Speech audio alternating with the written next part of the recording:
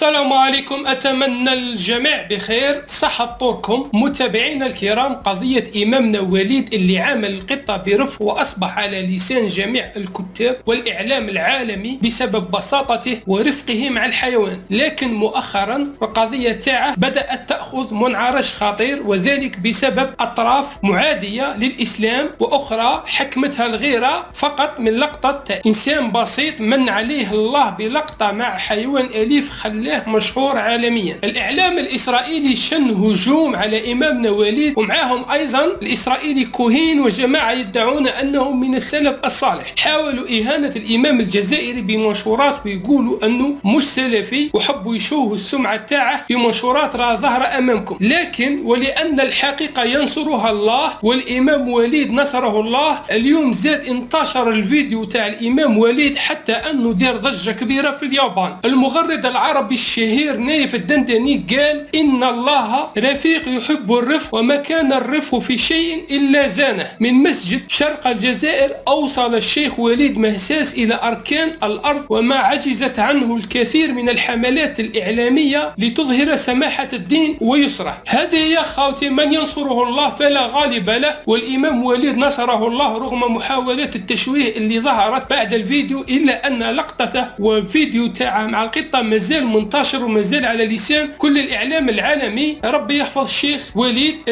اللي أعطى صورة مشرفة للجزائر وللمسلمين.